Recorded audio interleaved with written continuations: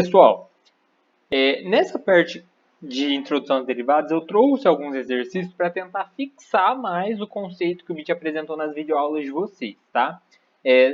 São exercícios do livro também, do TAN, então se vocês quiserem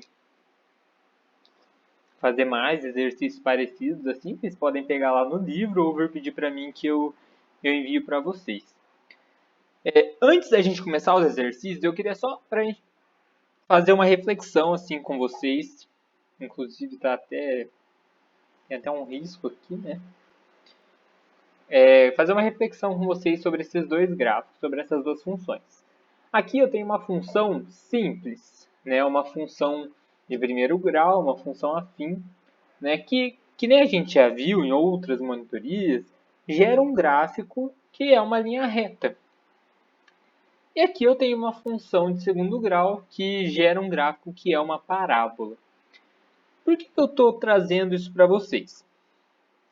Se eu pergunto para vocês assim, qual que é a taxa de variação dessa primeira função aqui?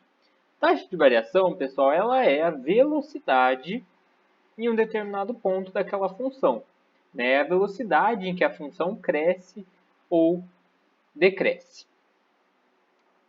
A gente conversou isso nas primeiras monitorias, assim, que quando a gente tem uma função afim, que nem essa daqui, o número que está com x é a minha taxa de variação, ou seja, é a velocidade em que a minha função cresce ou decresce. Né? Ou seja, o que significa esse 2? Opa! Nossa, gente, meu celular está muito doido aqui. Significa que para cada unidade que eu andar no x, o meu y vai andar 2 unidades. Se a minha taxa de variação fosse 7, para cada unidade que eu andar no x, o meu y vai andar 7 unidades. E a gente vai chamar essa taxa de variação de m. Né? Quando a gente está falando de uma função que gera uma linha reta, né, a gente usa essa fórmula para calcular, bem intuitiva, a variação do y dividido pela variação do x. Por quê? É a quantidade que eu vou andar no y para cada unidade de x. Tá bom? Ou seja, se eu tenho uma função reta, eu tenho ponto, esse ponto aqui, esse ponto é o ponto 2, 4. Ou seja, aqui, o meu y, ele variou quantas unidades? Ele foi de 0 para 4. Ele variou 4 unidades. O meu x, ele foi de 0 para 2. Ele variou 2 unidades. O meu m é 2. Para qualquer ponto que eu pegar nesse primeiro gráfico, a minha taxa de variação vai dar a mesma. Porque ela é uma taxa de variação constante. Por isso que eu tenho uma linha reta formada aqui. Só que quando eu venho para uma função quadrática, por exemplo, mas várias outras funções têm essa aparência, aliás, tem essa característica, a minha taxa de variação ela não é constante. A primeira prova disso é essa daqui, ó. Quando eu falei para vocês, lá nas primeiras monitorias, eu falei assim, se a minha taxa de variação é positiva, o meu gráfico cresce. Se ela é negativa, o meu gráfico cai. Aqui a minha taxa de variação é 2, é positiva, e o meu gráfico está crescendo. Agora, olha esse gráfico aqui. Até metade dele, o meu gráfico está caindo. E a partir da metade, ele começa a crescer. Ou seja, faz sentido eu falar para vocês que nessa primeira metade do gráfico, eu tenho uma taxa de variação negativa. Ou melhor, tenho taxas de variações negativas.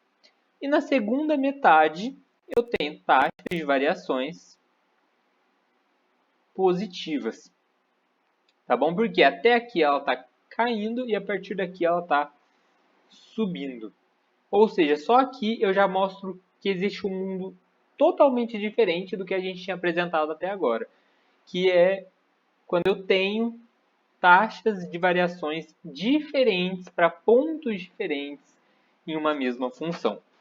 Ou seja, quando a minha função não for uma função afim, não for uma função simples desse jeito, uma função de primeiro grau, com certeza eu vou ter uma taxa de variação diferente para cada ponto da função. Ou seja, para esse ponto da função eu tenho uma taxa de variação, para esse ponto da função eu tenho uma taxa de variação diferente. Aqui as duas são negativas. Para esse ponto da função eu tenho uma taxa de variação e para isso eu tenho outro. Nesse caso aqui, positivas. Outra coisa legal da gente analisar. Aqui, deixa eu pegar o azul. Aqui a nossa taxa de variação é constante. O crescimento da nossa função é constante. Se eu pegar um ponto aqui e esse ponto aqui, vocês concordam comigo que aqui eu vou ter uma taxa de variação e aqui eu vou ter uma outra maior do que essa de baixo? Eu não sei quais são os valores, mas vamos supor que aqui a minha taxa de variação é 1, por exemplo. Aqui a minha taxa de variação ela necessariamente vai ser maior. Por quê? O meu gráfico ele está aumentando a velocidade. Percebam que ele só está crescendo cada vez mais. Ele começa crescendo um pouquinho aqui, só que chega aqui ele está crescendo muito. E a tendência é que esse gráfico vá crescendo sem parar. Ficou meio feio o desenho, mas dá para entender. Então, isso é uma coisa legal da gente começar a analisar. E sempre que vocês forem fazer os exercícios, né, analisem as taxas de variações de vocês, vejam se está coerente. Se o nosso gráfico está caindo, a nossa taxa de variação tem que dar negativa. Se o nosso gráfico está subindo, a nossa taxa de variação tem que dar positiva. Quando eu estou falando de gráficos assim, não faz muito sentido eu usar essa fórmula para achar. Por quê? Eu vou ter uma taxa de variação diferente para cada ponto. Tá? Então, para achar as taxas de variações em gráficos de funções quadráticas, função de terceiro grau, qualquer outro tipo de função, a gente usa a derivada.